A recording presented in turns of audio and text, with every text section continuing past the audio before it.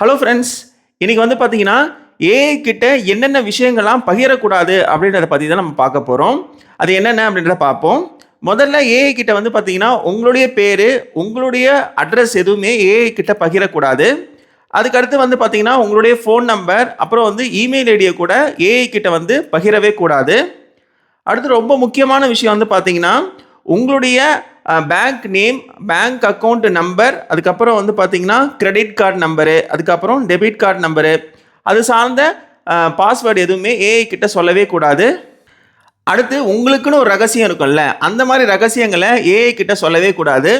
மனுஷங்கள போல ஏஐ வந்து ரகசியங்கள ரகசியமா வச்சுக்காது. எல்லா இடத்தையும் அந்த ரகசியத்த ஷேர் பண்ணி விட்டுரும். அதனால உங்களுக்கு சம்மந்தப்பட்ட ரகசியங்கள ஏஐ கிட்ட பகிராதீங்க. அடுத்து ரொம்ப முக்கியமான ஒரு விஷயம், ஏஐ மருத்துவர் அல்ல. ஏஐ வந்து ஒரு டாக்டர் கிடையாது. உங்களுக்கு மருத்துவம் சார்ந்த சந்தேகங்கள் ஏதாவது இருந்ததுன்னா, ஏஐ கிட்ட கேட்கக்கூடாது. டைரக்ட்டா நீங்க டாக்டர் கிட்ட போய் கேட்டு அதை நீங்க கிளியர் பண்ணிக்கங்க. அதனால நீங்க ஏஐ கிட்ட வந்து உங்களது மருத்துவம் சம்பந்தப்பட்ட தகவல்களை ஏஐ கிட்ட நீங்க சொல்லவே கூடாது. உங்களுடைய மருத்துவம் சார்ந்த சந்தேகங்கள் ஏதாவது இருக்கு, உங்களுடைய மருத்துவம் சார்ந்த தகவல் ஏதாவது இருக்கு அப்படின்னா ஏஐ கிட்ட நீங்க சொல்லக்கூடாது. டைரக்டா டாக்டர் கிட்ட போய் கேட்டு அதை நீங்க கிளாரிஃபை பண்ணிக்கணும். சரிங்களா?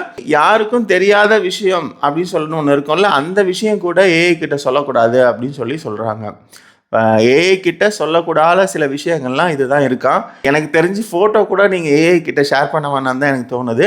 அப்போது நம்ம என்ன பண்ணணும் அப்படின்னா, நம்மளுக்கு ஜென்ரல் நாலேஜ், அதாவது பொது அறிவு சார்ந்த விஷயங்கள் ஏஐ கிட்ட கேட்டால் அது கரெக்டாக சொல்லும். மற்றபடி நம்மளுடைய தனிப்பட்ட விஷயம், நம்மளுடைய பர்சனல் இன்ஃபர்மேஷனை ஏஐ கிட்ட சொல்லவே கூடாது. இந்த வீடியோ உங்களுக்கு பிடிச்சிருக்கு அப்படின்னா லைக் பண்ணுங்க, உங்க ஃப்ரெண்ட்ஸ் எல்லாருக்கும் இந்த வீடியோவை ஷேர் பண்ணுங்க. மறக்காம இந்த வீடியோ கீழே இருக்க அந்த சப்ஸ்கிரைப் பட்டனை கிளிக் பண்ணிட்டு அதுக்கு பக்கத்தில் இருக்க பெல் பட்டனை கிளிக் பண்ணி ஆல் அப்படின்றத செலக்ட் பண்ணிக்கங்க. பாய்.